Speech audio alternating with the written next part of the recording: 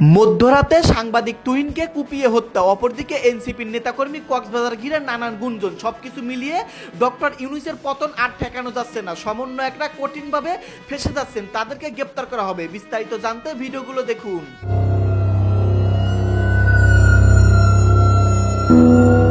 সাধারণ মানুষের নিরাপত্তা তো অনেক দূরের কথা, সাংবাদিকের যদি নিরাপত্তা না থাকে, সাংবাদিককে যদি প্রকাশ্যে সন্ত্রাসীরা, চাঁদাবাজরা কুপিয়ে গলা কেটে হত্যা করে, তাহলে এই সমাজ কোন বর্বর সমাজে পরিণত হয়েছে সেটা নতুন করে সংজ্ঞায়িত করার আর কি প্রয়োজন আছে? জুলাই ঘোষণা দিল ঢাকা শহরে, আর তোমরা পিকনিক খাইতে গেলা চট্টগ্রামে, এটা একটা রহস্য রয়ে গেল। সারজিদ আলম, হাসান আদাব দিল একটা ছাত্রলীগের লোক, বেটা অন হইছে এনসিপি, তোর হইলে মরম পার্টি, সাদাবাজ পার্টি, পকেটমারি পার্টি। ওখানে যাইয়া ওরা ওখানে পরে কোপাইছে, এই কোপানের দিতে পরে উপরে গেছে গা। পরে আমি আবার এদিক থেকে আইসা তখন দেখলাম যে এই অবস্থা দূর থেকে, তখন আমি থতমত খাইয়ে গেলাম যে ব্যাপারটা কি হইলো, কি হয়ে গেল।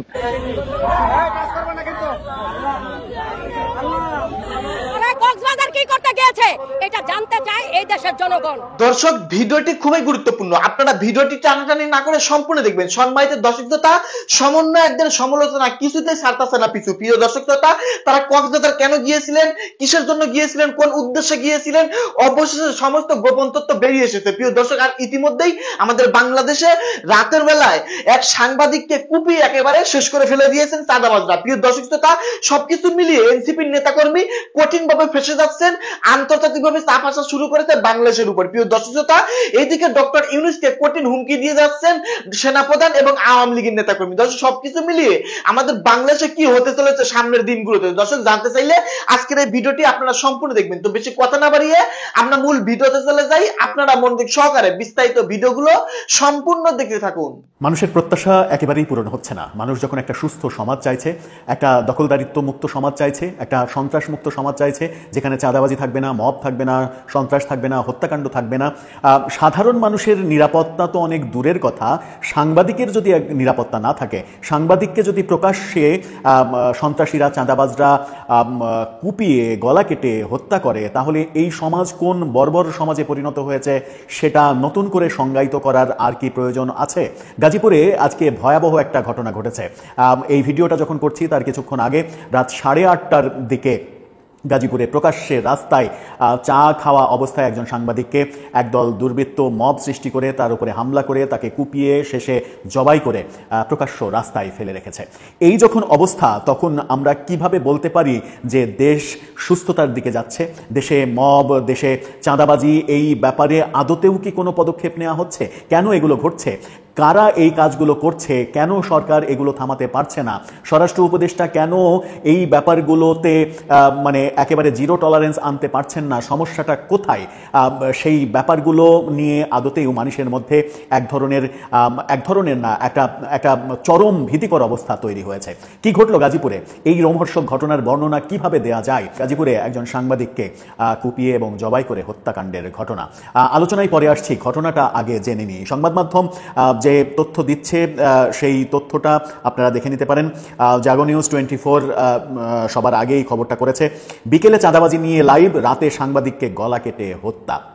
এই ঘটনার একটা ভিডিও চিত্র আমাদের হাতে এসেছে, হত্যা করার পরের ভিডিও চিত্র।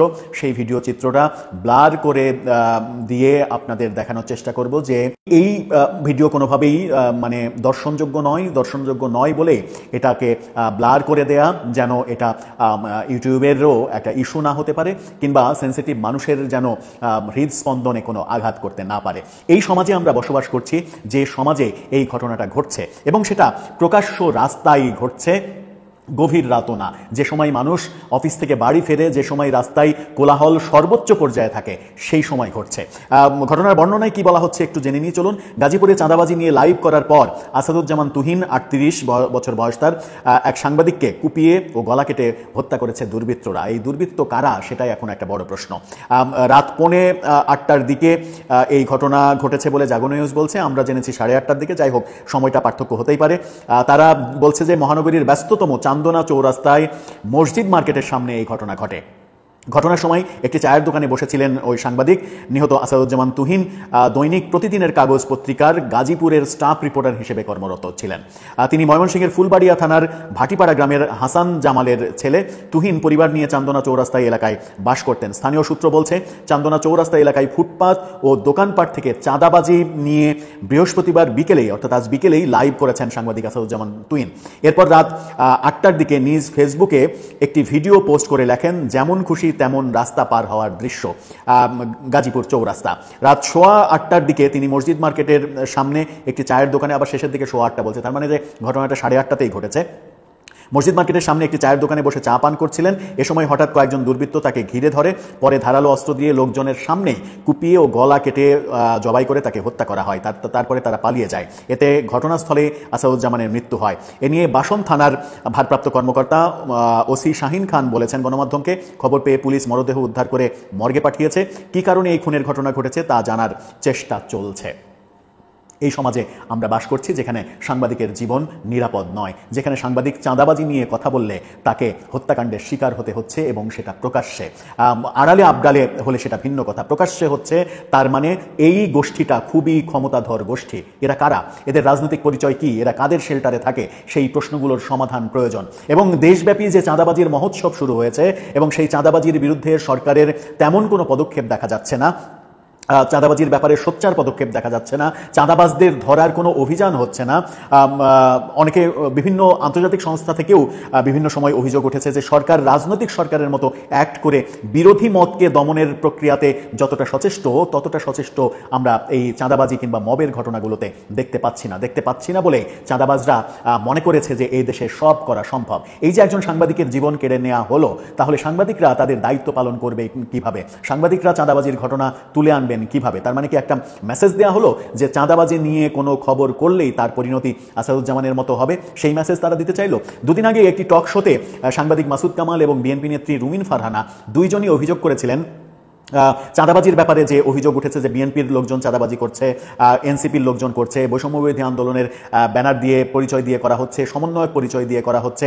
এই ব্যাপারগুলো সব থেকে বেশি অভিযোগ বিএনপির। এই অভিযোগটা যখন রুমিন ফারহানাকে করা হলো, তখন রুমিন ফারহানা এবং আসাদুজ্জামান খান কামাল দুজনেই যেটা বলার চেষ্টা করেছেন সেটা হচ্ছে যে চাঁদাবাজি থামানোর কিংবা অপরাধ থামানোর দায়িত্ব সরকারের, এটা থামানোর দায়িত্ব বিএনপির না। বিএনপিকে আপনি তখনই দোষারোপ করতে পারেন যখন সরকার তার বিরুদ্ধে আইনানুগ ব্যবস্থা নেবে, তখন বিএনপি তার বিরুদ্ধে অবস্থান নেবে, প্রতিবাদ মিছিল করবে, থানা ঘেরাও করবে, আসামিকে ছিনিয়ে নেওয়ার চেষ্টা করবে। এই ঘটনাগুলো যখন বিএনপি দলীয়ভাবে করবে, তখন মনে হবে যে বিএনপি চাঁদাবাজিকে পৃষ্ঠপোষকতা দিচ্ছে। তার আগে পর্যন্ত এটা দমনের দায়িত্ব সরকারের। সরকার সেই ক্ষেত্রে নিষ্ক্রিয় দেখা যাচ্ছে, এবং তারা দুজনই এই অভিযোগ করেছেন যে অভিযোগটা সরকারের জন্য খুবই বিব্রতকর এবং অসম্মানজনক। সেটা হচ্ছে যে সরকার চাঁদাবাজকে উৎসাহিত করছে এই কারণেই, চাঁদাবাজের বিরুদ্ধে উৎসাহিত তো না, চাঁদাবাজির বিরুদ্ধে তেমন ব্যবস্থা নিচ্ছে না এই কারণেই যে চাঁদাবাজি যারা করছে তারা রাজনৈতিক দলের সঙ্গে সম্পৃক্ত, এবং রাজনীতি এবং রাজনৈতিক নেতাদের ব্যাপারে মানুষের মনে যেন একটা বিরূপ প্রতিক্রিয়া তৈরি হয়, বিরূপ একটা ধারণা তৈরি হয়, এবং সেই ধারণার পরিপ্রেক্ষিতে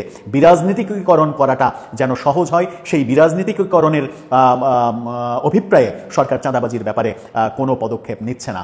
এই অভিযোগ যদি সত্য হয়, রুমিন ফারহানা এবং মাসুদ কামাল যে অভিযোগ করেছেন সেই অভিযোগ যদি সত্য হয়, তাহলে এটা ভয়াবহ অভিযোগ এবং সরকারের জন্য যথেষ্ট বিব্রতকর, সরকারের জন্য খুবই বিপজ্জনক একটা বার্তা। আমরা প্রত্যাশা করব যে এই অভিযোগ সত্য নয়, সরকার এই ব্যাপারে সোচ্চার হবে। যদি এই ব্যাপারে সোচ্চার না হয়, চাঁদাবাজির ব্যাপারে যদি সরকার মানে কোন রাজনৈতিক দল করছে, কে করছে, তার কাছের মানুষ করছে কিনা, এনসিপি করছে কিনা, বৈষম্য বিরোধী আন্দোলনের লোকজন জড়িত আছে কিনা, সমন্বয়ক পরিচয় এর সঙ্গে জড়িত আছে কিনা, এই ব্যাপারগুলো যদি বিবেচনা করতে চায়, তাহলে এই গাজীপুরে যে ঘটনা ঘটলো কিছুক্ষণ আগে, এই ঘটনা আরও ঘটার জন্য আমাদের অপেক্ষা করতে হবে। কিন্তু এই দৃশ্য আমরা দেখতে চাই না। এদেশে সাংবাদিকের নিরাপত্তা আমরা প্রত্যাশা করি। একজন সাংবাদিক যদি নিরাপদ না হন, তাহলে দেশের শাসন ব্যবস্থা ভেঙে পড়বে। কারণ সাংবাদিকই একটা সাংবাদিক এবং গণমাধ্যমই একটা জাতির দর্পণ হিসেবে কাজ করে, যে জাতির বহু খারাপ দিক ভালো দিক তুলে ধরে কখনো জাতিকে, কখনো রাষ্ট্রকে সতর্ক করা, রাষ্ট্রকে ইনফরমেশন দেওয়া,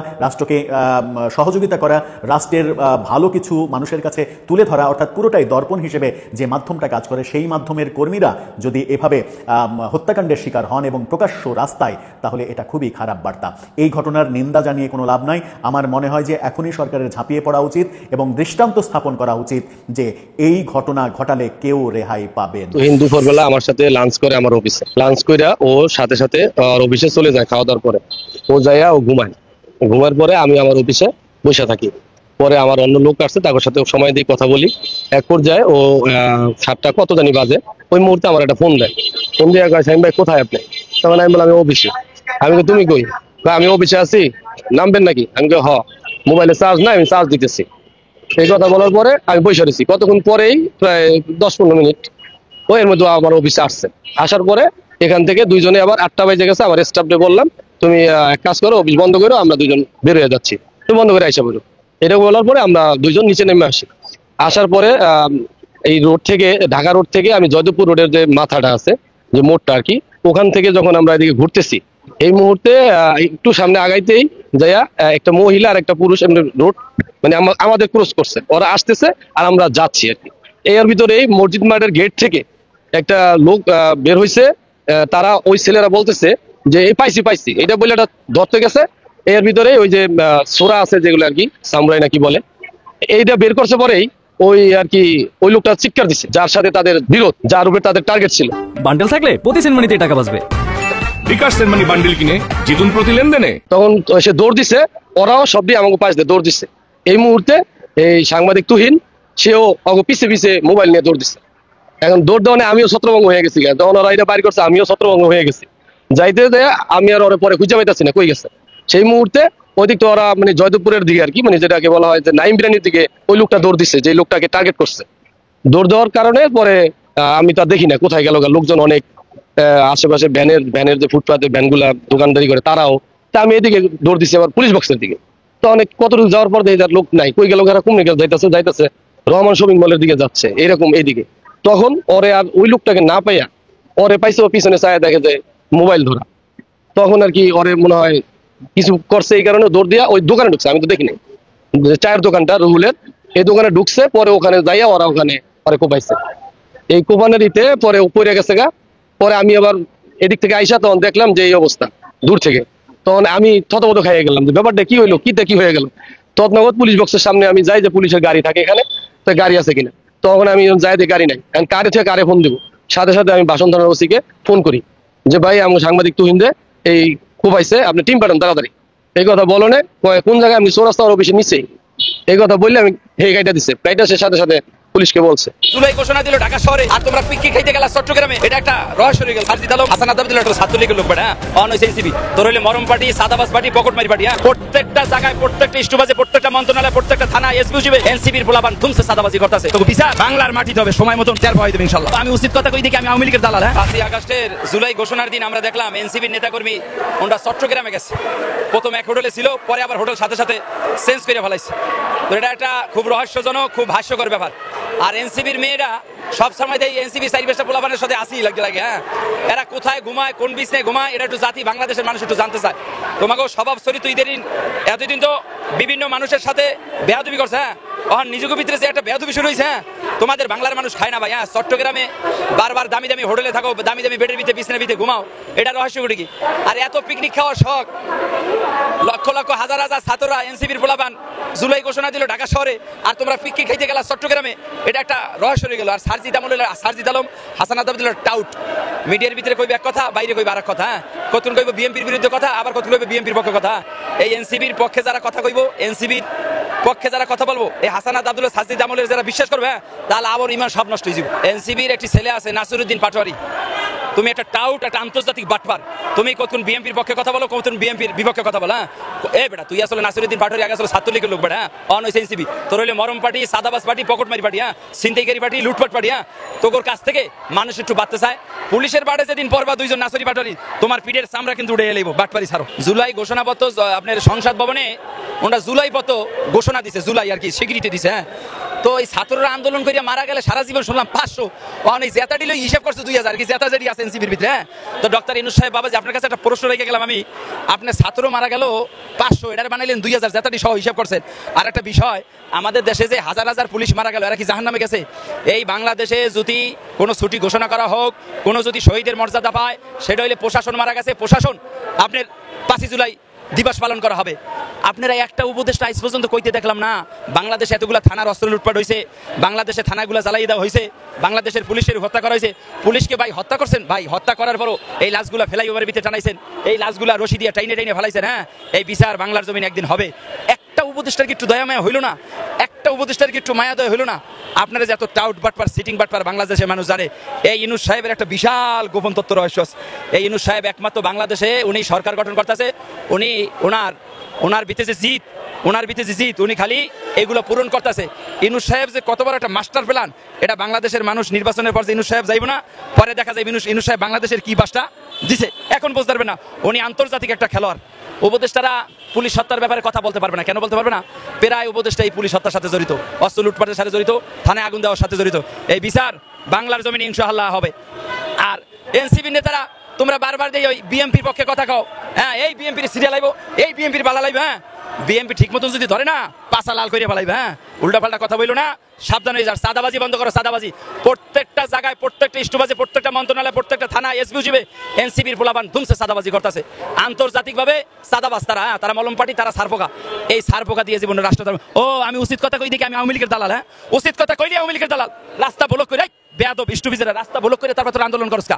আন্দোলন ইউনূস সাহেবের ঘরে যাই কর, ওই আশিক নজরুলের ঘরে যাই কর, উপদেষ্টার ঘরে যাই আন্দোলন করবি। রাস্তা বন্ধ করিয়া রাস্তা বেটারা ছাড়তে কইছে, বেটারা কইতেছে রুগী নিয়ে রাস্তা ছাইড়ে দাও।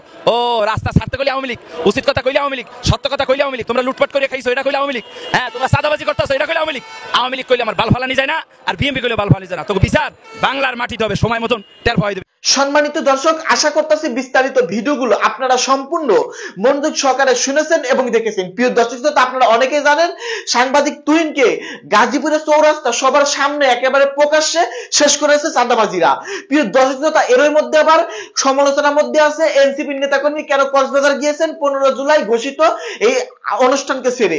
সবকিছু মিলিয়ে ডক্টর মোহাম্মদ ইউনূস কঠিন চাপের মধ্যে এবং এনসিপি নেতাকর্মীরা সবার সামনে জবাবদিহিতার মুখে রয়েছে। দর্শক, সবকিছু মিলিয়ে আজকে ভিডিওতে যে আলোচনাগুলো শুনলেন, যে প্রতিবেদনগুলো শুনলেন, রাজনৈতিক বিশ্লেষকরা যেগুলো নিয়ে আলোচনা করলো, তুহিন হত্যাকে নিয়ে যেসব আলোচনা করলো, এসব কিছু মিলিয়ে আপনাদের মন্তব্য কি? প্রিয় দর্শক মন্ডলী, আপনাদের মূল্যবান মন্তব্য ভিডিওর কমেন্টে অবশ্যই লিখে জানিয়ে দিবেন। সকলে ভালো থাকবেন, ধন্যবাদ।